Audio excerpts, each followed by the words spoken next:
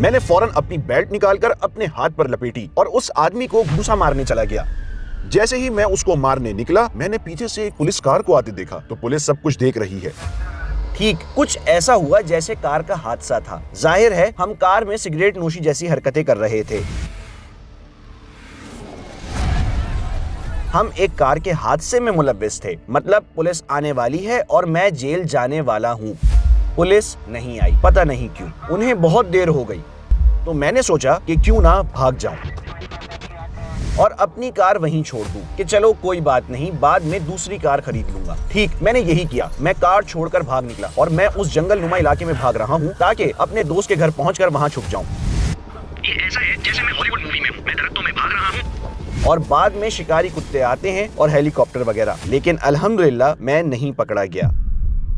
پتہ ہے وہ میرا کرائم پارٹنر ہے، وہ بندہ ہے کہ جس کے بیٹے کے ساتھ میں ڈرگز بیچ رہا ہوں۔ ٹھیک اس کے والد نے کہا نیچے تہہ خانے میں انتظار کرو۔ اسی تہہ خانے میں ہم مل کر تفریح کرتے تھے اور جب میں اندر گیا میں نے نوٹ کیا کہ اس کے والد قرآن سن رہے تھے۔ تو پہلا سوال میں نے یہ پوچھا، کیا میں انگریز ہوتے ہوئے بھی مسلمان ہو سکتا ہوں؟ وہ ہنسے اور انہوں نے کہا بالکل ہو سکتے ہو۔ انہوں نے کہا اس سے کوئی فرق نہیں پڑتا کہ تم کیا ہو، چاہے تم گورے ہو یا کالے ہو یا بھورے ہو، اگر جامنی اور گلابی ہو تو بھی مسلمان ہو سکتے ہو۔ ٹھیک اس نے کہا تم مسلمان ہو سکتے ہو۔ السلام علیکم، شیخ عبد الرحیم میکار تھے۔ ہماری دعوت قبول کرنے کا شکریہ۔ ہم آپ کو یہاں دیکھ کر بہت خوش ہیں۔ میں گفتگو کا آغاز اس طرح کرنا چاہتا ہوں کہ عبد الرحیم میکار تھے کون ہے؟ کیا آپ ہمیں اپنی زندگی کے بارے میں مختصراً بتا سکتے ہیں؟ سب سے پہلے مجھے بلانے کا بہت شکریہ۔ میں امریکہ سے آپ کا بھائی عبد الرحیم میکارتے ہوں۔ میں نے امریکہ میں 1994 میں 18 سال کی عمر میں اسلام قبول کیا اور پھر چند مہینوں بعد تقریباً مسلمان ہونے کے 6 ماہ بعد میں ملک سے باہر سوڈان چلا گیا۔ پھر بعد میں اسلام کی تعلیم حاصل کرنے سعودی عرب چلا گیا۔ میں نے مدینہ میں 10 سال تک تعلیم حاصل کی الحمدللہ، اور مدینہ میں ہی گریجویشن کرنے پر میں نے دعویٰ کا کام شروع کر دیا، اور جیسا کہ آپ کو پتا ہے الہدا ٹی وی، پیس ٹی وی اور دوسرے سیٹلائٹ چینل اور میڈیا کے ساتھ کام کیا، اور آپ جانتے ہیں کہ اس طرح پوری دنیا کا سفر کیا، اور آج ہم یہاں ترکی میں آپ کے ساتھ ہیں الحمدللہ۔ عقیدے کے حوالے سے آپ کی زندگی کیسی تھی؟ آپ کس پر ایمان رکھتے تھے؟ میں پیدائشی کیتھولک عیسائی تھا۔ میری پرورش بطور کیتھولک ہی ہوئی۔ ہم کیتھولک چرچ میں تھے۔ میں دوسری جماعت تک کیتھولک اسکول گیا، حتیٰ کہ مجھے وہاں سے نکال دیا گیا۔ انہوں نے مجھے اسکول سے نکال دیا تھا۔ وہ تو مجھے بخشنے کو تیار تھے، لیکن میں خود بھی بہت شرارتی تھا۔ جب میں اسکول میں تھا تو مجھے بہت سی پریشانیوں کا سامنا رہا، نہ صرف چھوٹی عمر میں حتیٰ کہ بعد میں بھی۔ لیکن ہاں، ہم کیتھولک عیسائی کے طور پر پلے بڑے، کچھ ایسا ہی تھا۔ میرا مطلب ہے ہر ہفتے چرچ جانا، خاص طور پر میری دادی اور آنٹی ہمیشہ جاتی تھی۔ ہم کبھی کبھار جاتے تھے، آپ کو پتا ہے کہ جیسے کوئی خاص موقع ہو تو ہم جاتے تھے۔ بعض اوقات ہم ہر ہفتے جاتے تاکہ خود کو عیسائی کہلوا سکیں۔ صلیب کا نشان، گھر میں ایک بائبل، آپ کو پتا ہے جیسے صلیب پہننا، تسبیح، یہ سب وہاں تھا۔ تو میرے خیال سے آپ ہمیں کافی مذہبی سمجھ سکتے تھے، مطلب کٹر مذہبی تو نہیں تھے، لیکن ساتھ ہی یہ سب ہماری شناخت کا حصہ تھا اور ہماری روزمرہ زندگی کا معمول۔ کیا آپ کو اپنے عقیدے پر شک تھا؟ سچ کہوں تو واقعی نہیں۔ میرا مطلب ہے یہ کچھ ایسا تھا کہ میں ایک عیسائی کے طور پر پیدا ہوا تھا، ایک کیتھولک کے طور پر ہم ٹرینٹی پر یقین رکھتے تھے۔ یہ ایک ایسی چیز تھی جس کے ساتھ ہم بڑے ہوئے تھے اور میں اس پر یقین کرتا تھا، اور مجھے اس کے علاوہ کبھی کوئی دوسرا خیال آیا ہی نہیں۔ صرف ایک بار جب مجھے واقعی اس کے علاوہ کوئی دوسرا خیال تب آیا جب میں نے اسلام کے بارے میں پڑھا۔ اور آپ جانتے ہیں میں نے دیکھا اسلامی عقیدہ توحید، لا الہ الا اللہ کے معنی کس طرح ہمارے عقیدے اور ٹرینٹی سے متصادم ہے، تب میں نے فوراً سوال کرنا شروع کیا جب میں نے اسلام کے بارے میں پڑھا۔ لیکن شروع میں واقعی میرے اندر تضاد نہیں تھا، میرے پاس واقعی کوئی دوسرا خیال نہیں تھا، کیونکہ میں سوچتا تھا کہ یہ سچ ہے، میں اسی طرح پیدا ہوا، میری پرورش اسی طرح ہوئی تھی، میں نے سوچا کہ یہ سچ ہے۔ آپ نے اسلام کے بارے میں پہلی بار کیسے سنا؟ یہ تب ہوا جب میں نے میلکم ایکس کتاب پڑھی۔ میں نے ان کی بایوگرافی پڑھی اور پھر اس بایوگرافی پڑھنے کے فوراً بعد میلکم ایکس کے بارے میں فلم آئی جس کی ہدایت کاری اسپائک لی نے کی تھی، اور ظاہر ہے کہ میلکم ایکس کا کردار ڈینزل واشنگٹن نے ادا کیا تھا، اس لیے اس کا مجھ پر بہت گہرا اثر پڑا اور میرے ذہن میں کئی سوالات تھے۔ آپ جانتے ہیں کہ وہ ایسا شخص تھا جو اب تک گمراہ تھا، اور میں بھی نہ صرف آج کل کے مسلم معیار کے مطابق بلکہ یہاں تک کہ غیر مسلم معیارات کے مطابق ایک گمراہ شخص تھا۔ مجھے اپنی بہن یاد ہے، اس نے کہا کہ آپ معاشرے کے لیے خطرہ ہیں، جیسا کہ ہم عربی میں کہیں گے فی ضلال المبین۔ میں تھا، ہاں آپ جانتے ہیں کہ میں واضح طور پر گمراہ تھا۔ तो जब मैंने देखा कि वो भी ऐसा ही कोई है, बहुत गुमराह, बहुत परेशानी में, और फिर इस्लाम ने उसकी रहनुमाई की और उसे कैसे बदला, उसे नज़्म ज़ब्त का पाबंद बनाया, इससे मेरे दिल में इस्लाम के लिए बहुत ज्यादा एहतराम पैदा हुआ। उसने मुझे इस्लाम के बारे में भी सवालात करने पर मजबूर किया। लेकिन मेरे और इस्लाम के दरमियान एक रकावट थी जिसको समझना मुसलमानों के लिए बहुत अहम है। अब भी मुख्तलिफ वजूहात की वजह से बहुत से गैर मुस्लिमों के लिए ऐसी ही रकावटें हैं। इस वक्त उसकी वजह नेशन ऑफ इस्लाम थी, जो कि मैल्कम एक्स का इस्लाम लाने से पहले असल ओरिजिन था। वो कहते थे कि इस्लाम सियाह फामों के लिए है, और ये कि सफेद आदमी शैतान है, आपने ये सुना ही होगा, जबकि इसका इस्लाम से कोई ताल्लुक नहीं, लेकिन उन्हें मुसलमान के तौर पर जाना जाता है। जबकि अकायद की बात करें तो वो मुसलमान नहीं है, वो नेशन ऑफ इस्लाम के मुताबिक चलते हैं। तो ये एक गलत फहमी थी जो इस जमाने में मीडिया में बहुत फैली हुई थी। मुझे याद है कि नेशन ऑफ इस्लाम का एक मुबलिग था जिसका नाम खालिद मोहम्मद था, जो आप जानते हैं बहुत बाअसर था, और वो उन दिनों उसे खबरों में भेजते थे ताकि ये जाहिर किया जा सके कि ये इस्लाम सियाह फामों का मजहब है और सफेद फाम लोग शैतान हैं। तो ये वो चीज है जो मेरे जहन में थी। तो मैंने फर्ज कर लिया कि मैं मुसलमान नहीं हो सकता, क्योंकि मेरे लिए ये रकावट मौजूद थी। क्या आप हमें पहले अपने बैकग्राउंड के बारे में बताएंगे? इस्लाम से पहले आपकी ज़िंदगी कैसी थी? मुझे याद है कि इस वक्त मैं 18 साल का था और बड़ी मुश्किल जिंदगी गुजार रहा था। मैं ड्रग्स बेचने का काम करता था। ये बहुत से लोगों के लिए बहुत हैरान कुन था, क्योंकि मैं एक बहुत अच्छे खानदान से हूँ। मेरा खानदान बहुत कामयाब है, मेरा खानदान अमीर था, तो मुझे जुर्म की जिंदगी में आने की जरूरत नहीं थी। ड्रग्स बेचने की जिंदगी या गैंग लाइफ, मुझे उसमें पड़ने की जरूरत नहीं थी। ताहम हुआ ये कि वो खेल जो मैं खेलता था, आप जानते हैं आज तक मैं कम अज कम उसकी झलकियां देखता हूँ। वो खेल बास्केटबॉल है। मुझे बास्केटबॉल बहुत पसंद है और ये मैं छोटी उम्र से ही खेलता था और मैं इसमें बहुत अच्छा हो गया था। और अगर आप स्ट्रीट लेवल पर आला सतह का मुकाबला करना चाहते हैं तो ये उमूमी तौर पर अंदरून शहरी कम्युनिटीज में होता है। मेरे ख्याल में अगर आप अमरीका गए हों, आपने अंदरून शहरों में देखा होगा, आम तौर पर वहाँ ज्यादातर अफ्रीकी नजाद अमरीकी ही खेलते हैं। तो मैं उनके साथ बहुत घुल मिल जाता था, तो उनकी सकाफत का भी मुझ पर बड़ा असर था।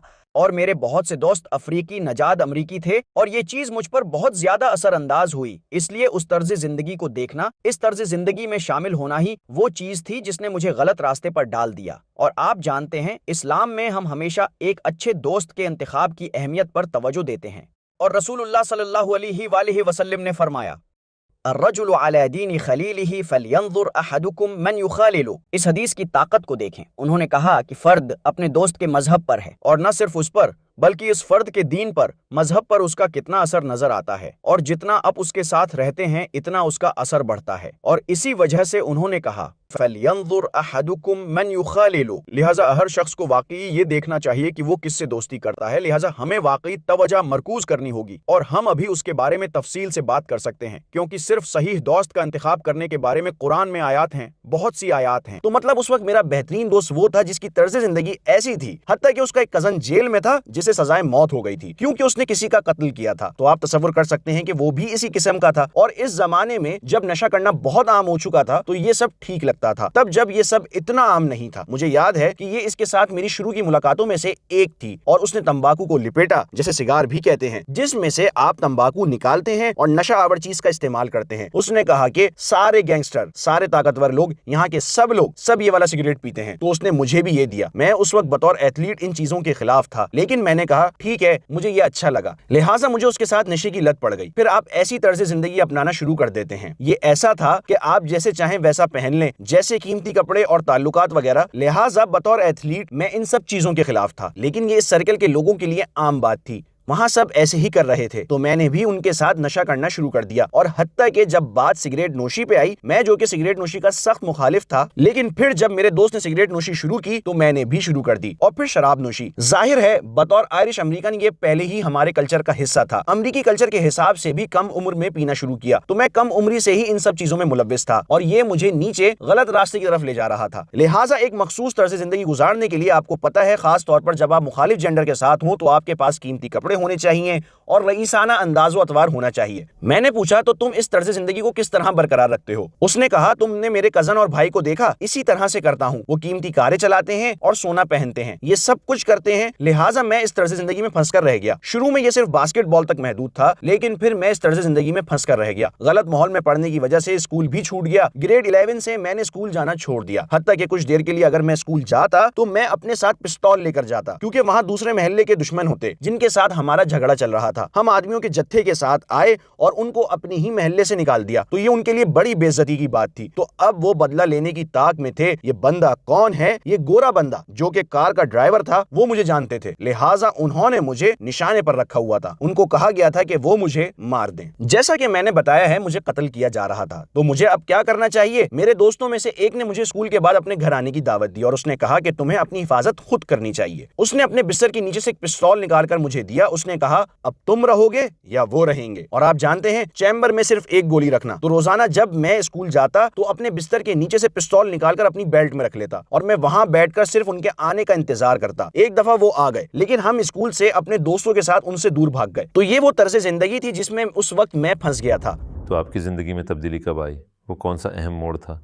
मैंने महसूस किया कि ये तर्ज जिंदगी बहुत मुख्तसर होगी, लेकिन इसके साथ ही मैं उसको छोड़ना नहीं चाहता था क्योंकि मैं उसमें खुश था। सच्ची बात है, आप जानते हैं ये कुछ ऐसा ही था जिसे वो कहते हैं तुमने अपनी रूह शैतान को बेच दी है। एक दफा उन्होंने इस बारे में सुना, अगरचे शैतान के साथ कोई ऑफिशियल मीटिंग तो नहीं हुई और ना ही कोई कॉन्ट्रैक्ट पर दस्तखत किए हैं, लेकिन बुनियादी तौर पर आप इसको ऐसे ही समझें। आपको महसूस होता है कि या तो आप जेल में डाल दिए जाएंगे या फिर आप मरने वाले हैं, दो में से कोई एक। ठीक है, आखिर में ऐसा ही नतीजा निकलने वाला है, लेकिन ये सब सिर्फ एक शानदार जिंदगी गुजारने के लिए था। और आपको पता है कि मैं 17 साल की उम्र में एक बहुत अच्छी रकम कमा रहा हूँ, एक दिन के $1000। मैं एक आला आदमी था, मैं कोई छोटा मोटा बंदा नहीं था, लेकिन मैं दरबदर था। होटलों में क़याम है, घर भी नहीं जा रहा, लिहाजा स्कूल भी नहीं जा रहा। आखिर में स्कूल जाना बिल्कुल छोड़ दिया। मैं अपनी खुशी से मर्जी की जिंदगी गुजार रहा था। मेरा इस वक्त यही ख्याल था, लेकिन कुछ अरसे बाद मैंने महसूस किया, ये सोचना शुरू किया कि ये सब चीजें मुझे किसी बड़ी परेशानी में डालने वाली हैं। मुझे याद है कि एक दफा मैं बहुत ज्यादा नशे में था। मेरा ख्याल से मैं एक ऐसे आदमी से मिला जो कि मेरा जानी दुश्मन था। उस वक्त वो मेरे साथ जो सलूक चाहे कर सकता था। वो मुझे बहुत बुरा मार सकता था और मेरी हालत पतली कर सकता था, लेकिन मेरे ख्याल से उसको मुझ पर रहम आ गया। उसने मेरी हालत देखते हुए मुझ पर तरस खाया था। मैं इस वक्त बिल्कुल मदहोश था क्योंकि मैं सिगरेट नोशी और नशा वगैरह करता था। तो उसने मुझे जाने दिया और मुझे ख्याल आया, मैंने कहा मैं कितना कमजोर हो गया हूँ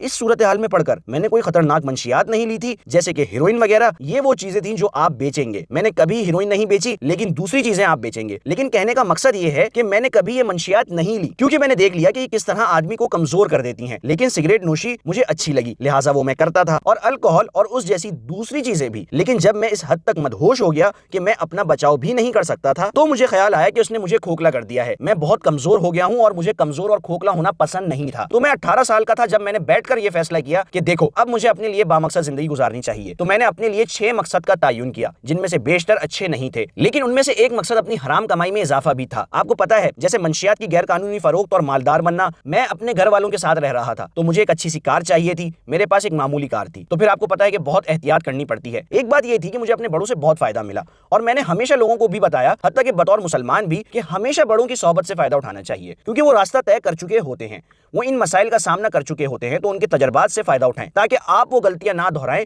जो उन्होंने की। तो उनका कहना था कि हर वक्त महंगी कार नहीं चलानी चाहिए, क्योंकि फिर आप पुलिस की नजरों में आ जाएंगे कि ये 17-18 साल का बंदा जो बेरोजगार है, आखिर ये करता क्या है। इसी तरह जैसे किसी ने अपने वालिद से इस्लाम सीखा हो। उन्होंने कहा, मैं 15 साल की उम्र में गिरफ्तार हुआ। उनके पास ड्राइविंग लाइसेंस नहीं था, लेकिन वो जैगवार ड्राइव कर रहे थे, वो भी अंदरूनी शहर में। तो पुलिस को शक हुआ कि आखिर ये बंदा काम क्या करता है, तो यही उन्होंने मुझे सिखाया। इसलिए मैं ऐसे ही ठीक था, लेकिन फिर भी कभी कभार खास मौकों पर आप अच्छी कार पर जाना पसंद करते हैं, तो ये एक अलग बात थी। तो मेरा दूसरा मकसद एक अच्छा सा घर, मेरी अपनी जगह पे। और जाहिर है अगर आप शादी का ना भी सोचें तो फिर भी जिंदगी में कोई खास फर्द होता है जिससे आपका ताल्लुक हो। और 5वीं चीज मेरी सेहत थी, अपनी सेहत दोबारा बनाना, क्योंकि मुझे पता चल गया कि शराब नोशी और सिगरेट नोशी ऐसी तमाम चीजों ने मुझ पर मनफी असरात छोड़े हैं। और मुझे कहानी याद है, मैंने कभी ये ऑनलाइन नहीं सुनाई, ये पहली बार कि मैं आप लोगों को ये कहानी इस तरह सुना रहा हूँ। मैं गली से आ रहा था और वहाँ ये 2 मैक्सिकन बंदे थे, मैं और मेरा दोस्त, वही बंदा जिसके बारे में मैं पहले बता रहा था। तो ये 2 मैक्सिकन बंदे नशे में धुत थे, तो उन्होंने गाली गलौज शुरू कर दी। वो कुछ ऐसे अल्फाज कह रहे थे जो हम कभी नहीं कहेंगे। तो जब उन्होंने ये लफ्ज बोला तो मैंने फौरन अपनी बेल्ट उतारकर अपने हाथ पर लपेट ली और उसको घूंसा मारने चला गया। जैसे ही मैं उसको मारने जा रहा था, मैंने पीछे से पुलिस कार आते देखी। तो पुलिस सब कुछ देख रही थी, ठीक है। मैंने बंदे को घूंसा मारा और उसने शराब की बोतल दे मारी, और फिर मैं भाग निकला क्योंकि मैंने पुलिस को देख लिया। मैं स्कूल के आसपास भाग रहा था, ये वो इलाका था जहां हम बड़े हुए, ठीक। तो मैं पहले भी इस इलाके में दौड़ता भागता था, क्योंकि पहले जब हम छोटे थे तो एथलीट थे। अगर पुलिस हमारे पीछे आती तो हम जंगले के पास आकर इसको किसी खरगोश या हिरन की तरह फलांग कर आसानी से पार कर लेते। लेकिन अब क्योंकि मैं सिगरेट नोशी करता था, जब मैं जंगले के पास पहुंचा तो मेरा दम घुट रहा था, लिहाजा मुझे बैठकर थोड़ी देर दम लेना पड़ा। लेकिन पुलिस इन 2 मैक्सिकन बंदों के साथ मसरूफ थी तो वो हमें नहीं पकड़ सके। ठीक है, बहरहाल हम फिर भी फरार होने के काबिल थे, लेकिन मैंने कहा अब मेरी हालत ऐसी हो गई है कि मैं सेहतमंद नहीं रहा, तो इसलिए मैं अपनी सेहत बेहतर बनाना चाहता था, मतलब ताकतवर बनना चाहता था। और छठा मकसद ये था कि मजहब की तरफ ध्यान देना। पता है, मुझे एहसास हुआ कि मुझे अपने खालिक से ताल्लुक मजबूत करना चाहिए। लेकिन मजहबी होने से मेरी मुराद ये थी, जैसे मैंने माफिया में बंदे देखे थे, वो पूरा हफ्ता माफिया की सरगर्मियों में मसरूफ रहते हैं, इतवार को चर्च जाते हैं, थोड़ा बहुत सदका करते हैं, चर्च को खैरात देते हैं और शायद कम्युनिटी में लोगों की मदद करते हैं और अल्लाह ताला से अपना थोड़ा बहुत ताल्लुक कायम रखते हैं, और फिर इसके बाद हफ्ते के 6 दिन जहन्नम के होते हैं। तो मैं भी मजहब के हवाले से यही कुछ करने जा रहा था, बाइबल पढ़ना। जैसे कि मेरे पास एक सोने की जंजीर थी जिसमें एक सलीब थी, तो मजहब के हवाले से मेरा नुक्ता नजर ये था। तो मजहब का आप खुद अंदाजा कर सकते हैं कि मैं किस हद तक अकीदतमंद बनना चाहता था, लेकिन मुझे पता था कि मुझे अपनी जिंदगी के रूहानी पहलू पर भी तवज्जो देनी थी, तो इसलिए मैंने 6ठे नंबर पर इसको रखा। तो फिर इस फहरस्त और आपको हिदायत नसीब होने में ज़रूर कोई रब्त मौजूद है। इस्लाम की तरफ आपका सफ़र कैसे शुरू हुआ? अस्सलाम वालेकुम भाइयों और बहनों, हमें एहसास हुआ है कि हमारे चैनल पर 80% नाजरीन बशमूल इस वीडियो के हमारे सब्सक्राइबर्स नहीं हैं। जैसा कि आप जानते हैं कि हम गैर मुनाफे बख्श तंजीम हैं और हमारी वीडियो पर इश्तहारात गैर फ़ाल हैं। टुवर्ड्स इटर्निटी सिर्फ एक यूट्यूब चैनल ही नहीं बल्कि एक मदरसा भी है। यहाँ हम खुद को और नौजवानों को इस्लामी तालीम से आरास्ता करते हैं, लिहाजा हमारे इस मुतालबे का वाहिद मकसद सच्चाई को फैलाना है। हो सकता है बज़ाहिर ये छोटा अमल लगे, लेकिन इंशाअल्लाह ये हमें लाखों लोगों तक पहुँचने में मदद करेगा। आइए अब लाइक और सब्सक्राइब बटन पर क्लिक करें और साथ मिलकर टुवर्ड्स इटर्निटी का सफ़र करें। तो फिर इस फहरस्त और आपको हिदायत नसीब होने में ज़रूर कोई रब्त मौजूद है। इस्लाम की तरफ आपका सफ़र कैसे शुरू हुआ? अल्हम्दुलिल्लाह ये किसी वजह से अच्छी साबित हुई और 6ठा नंबर पहले नंबर पर आ गया, और ये तब हुआ जब मैं वाशिंगटन डीसी में अंदरूनी शहर अपने एक दोस्त के वालिद से मिलने गया जो कि अफ्रीकी निजात अमरीकी थे। वो मेरा क्राइम पार्टनर था। ये बंदा है जिसके बेटे के साथ मैं ड्रग्स बेचता हूँ। ठीक, तो मैं इससे मिलने गया, वो वहां नहीं था, तो उन्होंने मुझे कहा कि तहखाने में जाकर उसका इंतजार कर लो। उन दिनों की बात है जब प्ले स्टेशन के बजाय सेगा होता था। ठीक, वो एक भुलक्कड़ इंसान था, ये मेरे लिए अच्छा था। वो ये अपॉइंटमेंट भूल गया और मैं बैठा इंतजार करता रहा। उसके वालिद ने कहा नीचे तहखाने में जाकर इंतजार करो जहां अक्सर हम तफरी के लिए आते थे। उन्होंने कहा तब तक तुम सेगा के साथ खेल सकते हो जो कि आजकल प्ले स्टेशन होता है। ठीक, तो जब मैं सीढ़ियों से नीचे उतरा तो वहां कुछ ना था। वो उसे अपनी माँ के घर ले गया था, तो मैं वहां बैठा वाकई बोर हो गया, और जैसे मैं अंदर आया था मैंने नोट किया कि उसके वालिद कुरान सुन रहे थे। वो कुरान सुन रहे थे। और क्या वो मुसलमान थे? जी हाँ, उसके वालिद मुसलमान थे। अल्हम्दुलिल्लाह वो अरबी में कुरान सुन रहे थे। जब कारी अरबी पढ़ता तो उसके बाद अंग्रेजी तर्जुमा भी सुनाई देता। वो कुरान के इस अंग्रेजी तर्जुमे के पैरवी कर रहे थे। और मैंने आपको क्या बताया था वो मत भूलिएगा, मैल्कम एक्स। तो मेरे जहन में ये था इस्लाम। तो मैं वहां बैठा हुआ था, मुझे इस्लाम के बारे में याद आया। मैं सीढ़ियों से ऊपर गया और गौर से सुनना शुरू किया। फिर मैं अंदर गया और मैंने कहा देखें, अगर बुरा ना माने तो मैं आपके साथ बैठ जाऊं, मैं आपसे इस्लाम के बारे में चंद सवालात पूछना चाहता हूं। उसने कहा आगे आ जाओ।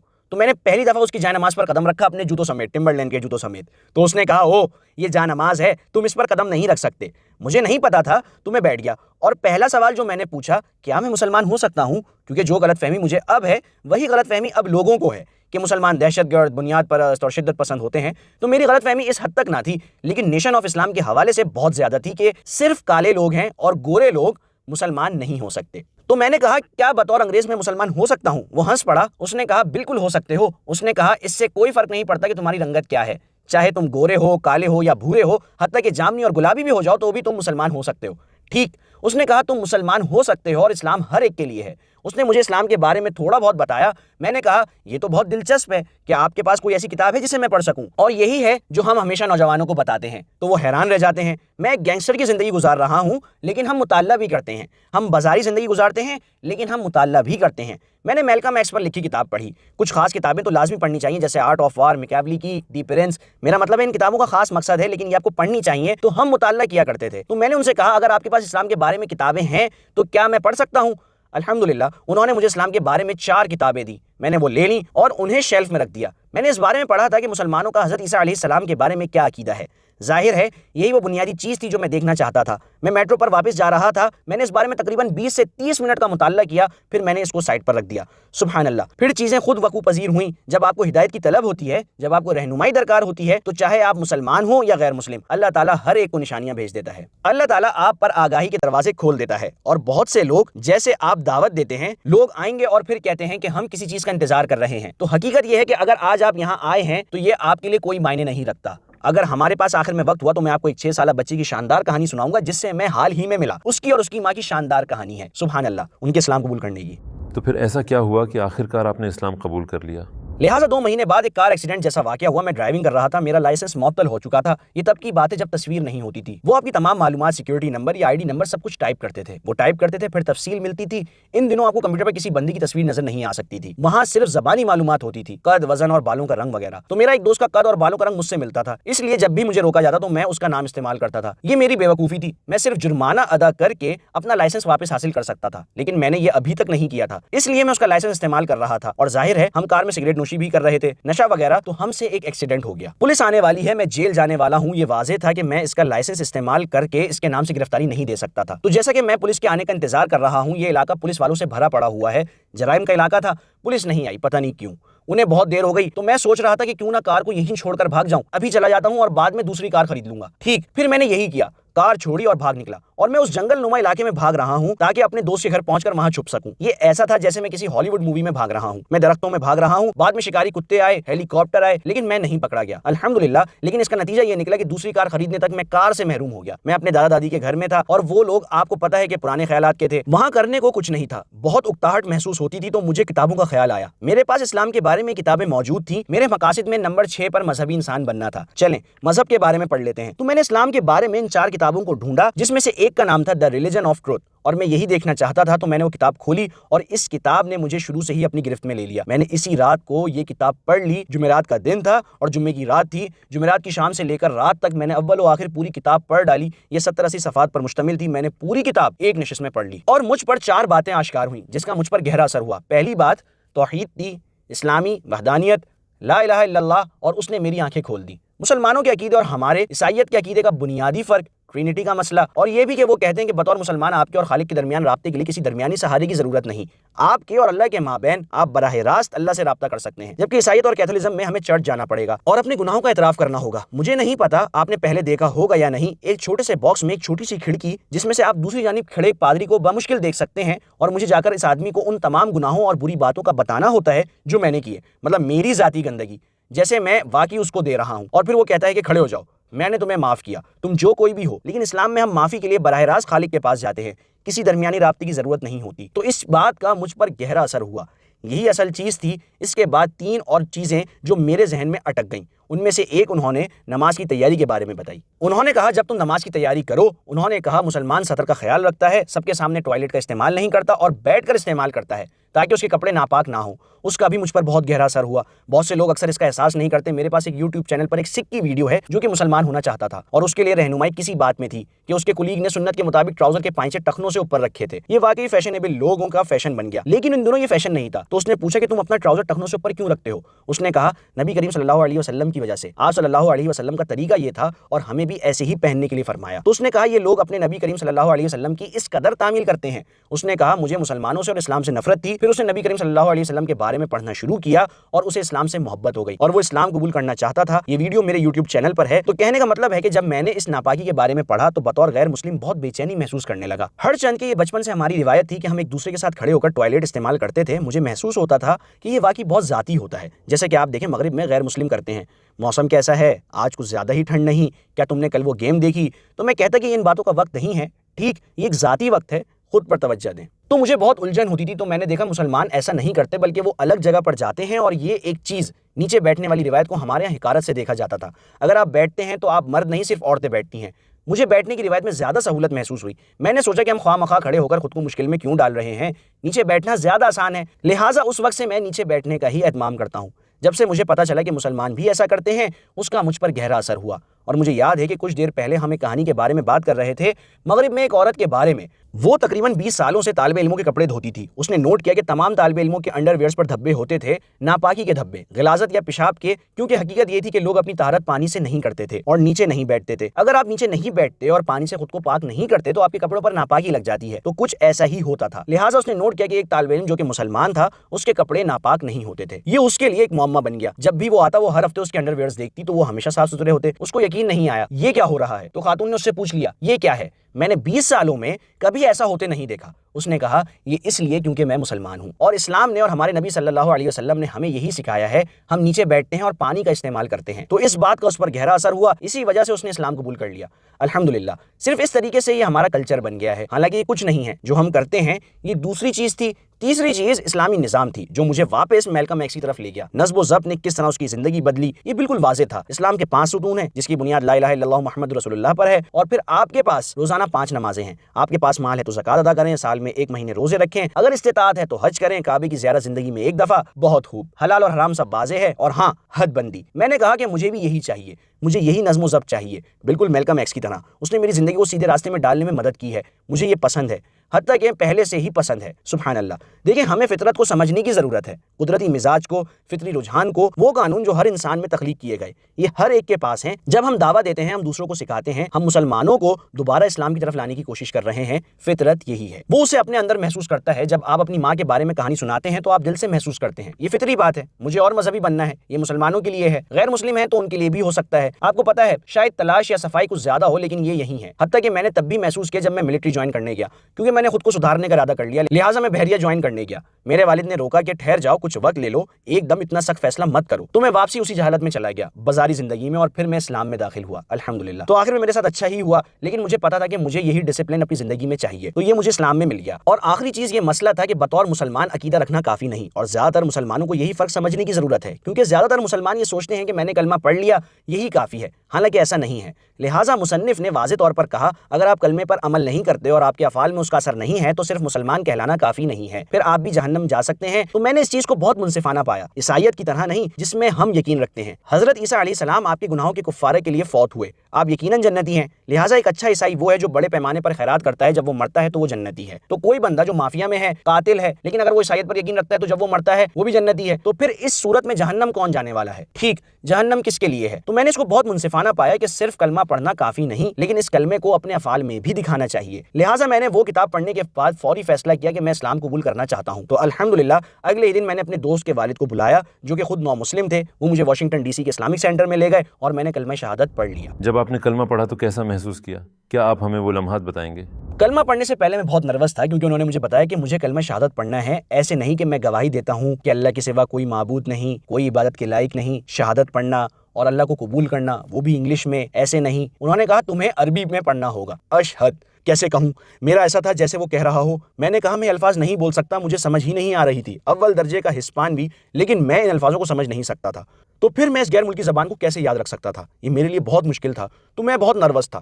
اس کے بعد میں نے وہیں مسلمانوں کے ساتھ اگلے وقت کی مغرب کی نماز پڑھی۔ میں اس وقت مسلمان نہیں تھا اور میں واشنگٹن ڈی سی کے اسلامک سینٹر میں نماز پڑھ رہا ہوں۔ میں اپنے ساتھ کھڑے دوسرے لوگوں کو نماز پڑھتے دیکھ رہا ہوں، میری سونے کی زنجیر زمین کو چھو رہی ہے، میرے کانوں میں سونے اور ہیرے کی بالیاں تھیں۔ میں مسلمانوں کے ساتھ نماز پڑھ رہا ہوں اور میں کھڑا ہو جاتا ہوں اور میں بہت نروس ہوں۔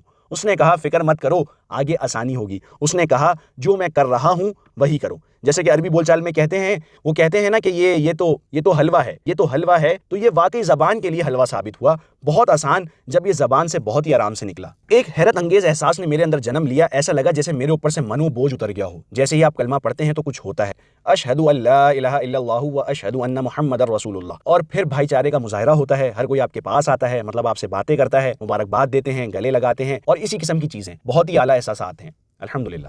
آپ کے اسلام قبول کرنے پر آپ کے گھر والوں کا کیا رد عمل تھا؟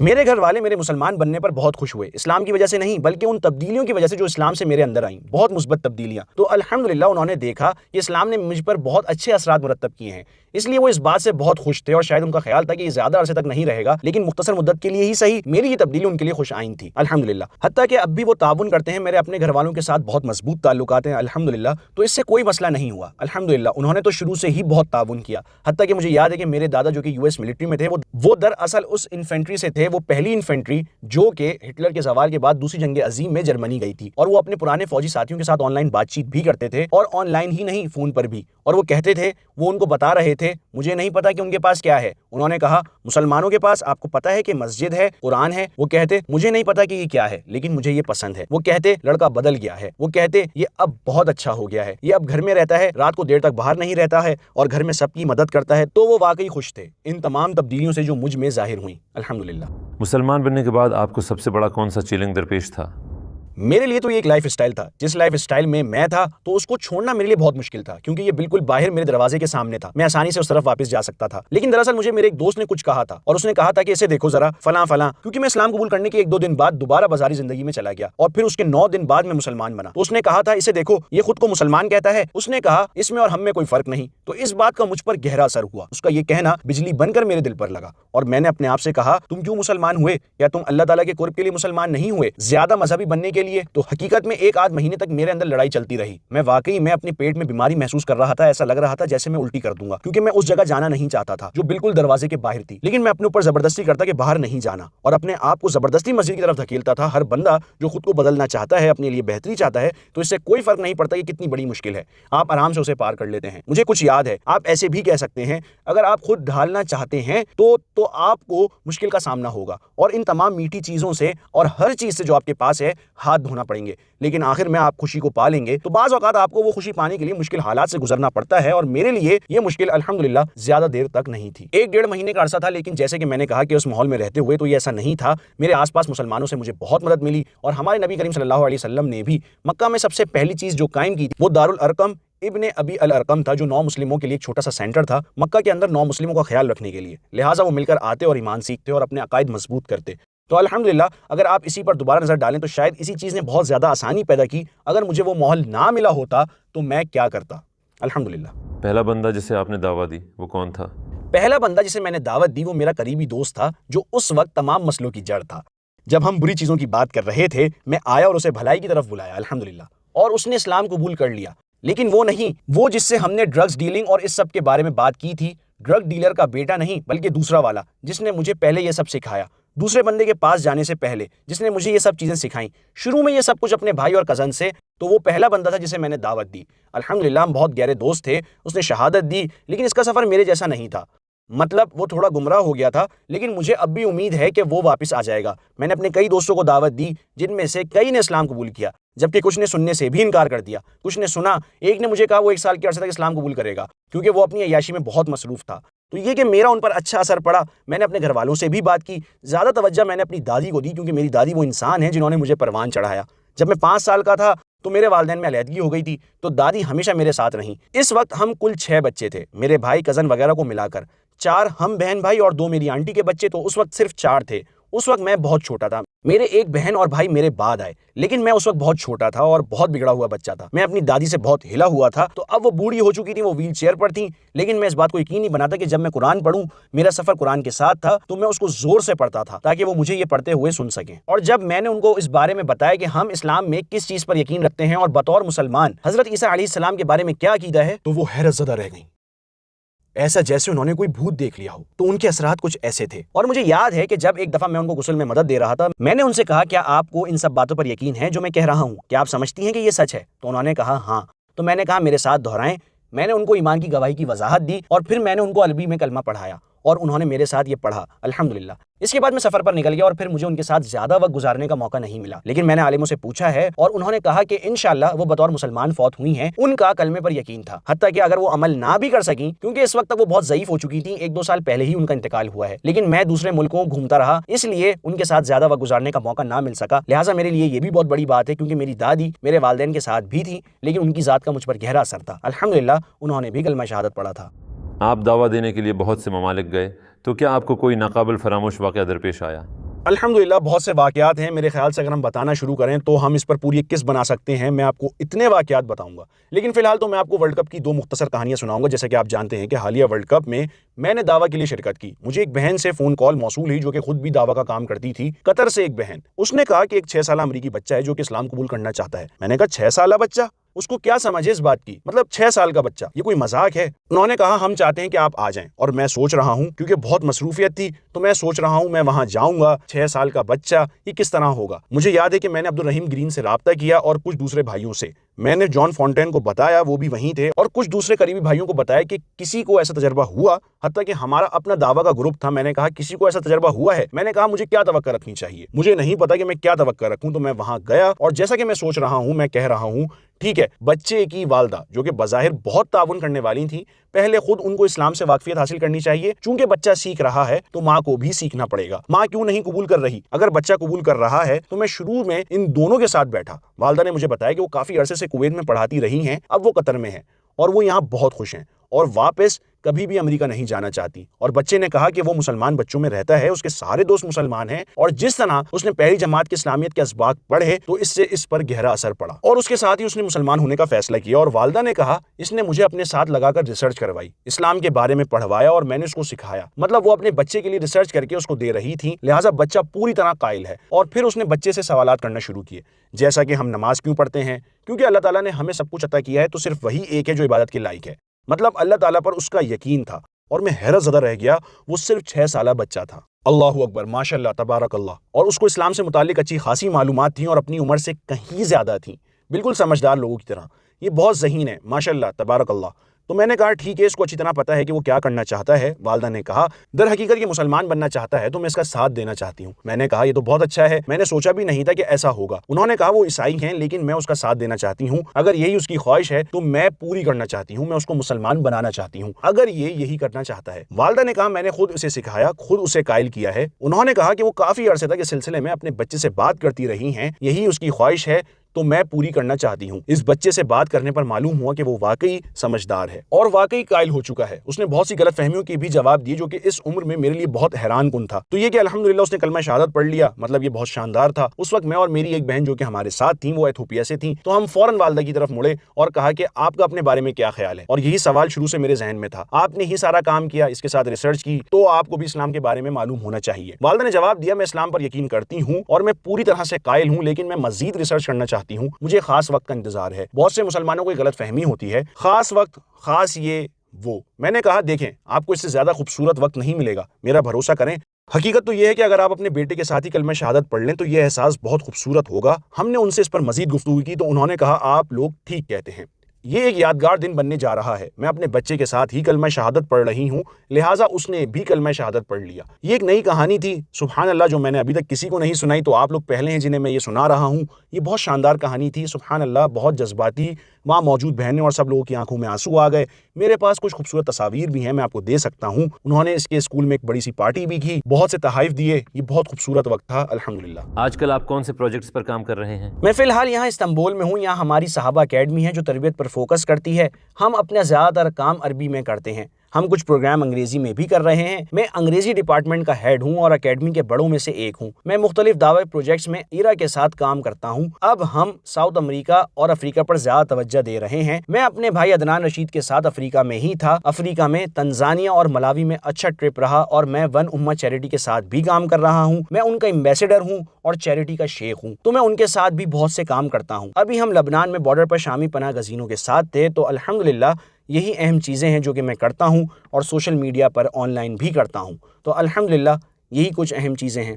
اگر آپ کے پاس صرف 1 منٹ ہو اور آپ پوری دنیا کے غیر مسلموں کو کوئی پیغام دینا چاہیں تو آپ کیا کہنا چاہیں گے؟ میں یہ کہنا چاہوں گا اپنے ان تجربات کی بنا پر جن سے میں گزرا اور تمام نو مسلم گزر رہے ہیں, اور ہم نے ایمان کی مٹھاس کس طرح پائی. آپ لوگ آ کر خود اس کا تجربہ کریں, صرف سنی سنائی پر نہ چلیں. میرے ساتھ بھی یہی ہوا. میرے قریبی رشتہ دار نے کہا مسلمانوں کی مت سنو, مسلمان ایسے ہوتے ہیں ویسے ہوتے ہیں, اور اس نے اور بھی بہت سی غلط باتیں کی, لیکن میں نے اس کو نہیں سنا. میں نے خود جا کر مطالعہ کیا اور میں نے سچائی کو خود پا لیا. مجھ سے بہت سے مسلمان ایسے ملے حتیٰ کہ وہ اسلام قبول بھی نہیں کرتے, تو کم از کم ان کو پتا ہوتا کہ اسلام کیا ہے. تو میں ہمیشہ ان کو یہی کرنے کو کہتا ہوں, براہ کرم میڈیا جو ہمارے بارے میں کہتا ہے اسے مت سنیں. دوسرے لوگ ہمارے بارے میں کیا کہتے ہیں اسے بھی مت سنیں. ہم تقریباً 2 بلین ہیں, ہم بہت سارے ہیں, ہمیں ہمارا حق دیں. بطور آپ کے کلیگ, بطور پڑوسی ہمارے عقیدے کو سمجھنے کا حق. بطور مسلمان ہماری بات سنیں اور ہمیں سمجھنے کے لیے خود مطالعہ کریں. وہ نہ پڑھیں جو غیر مسلم ہمارے بارے میں کہتے ہیں, وہی پڑھیں جو مسلمان اپنے بارے میں بتاتے ہیں. ہمارے ساتھ تعلق رکھیں, ہم سے ملیں. اسی لیے ہم سینٹرز کی موجودگی پر خاص توجہ دیتے ہیں. ہم اپنے دروازے ان کے لیے کھلے رکھتے ہیں تاکہ وہ آئیں اور ہمیں سنیں. ہمارے پاس دعویٰ کی ٹیبلز ہیں,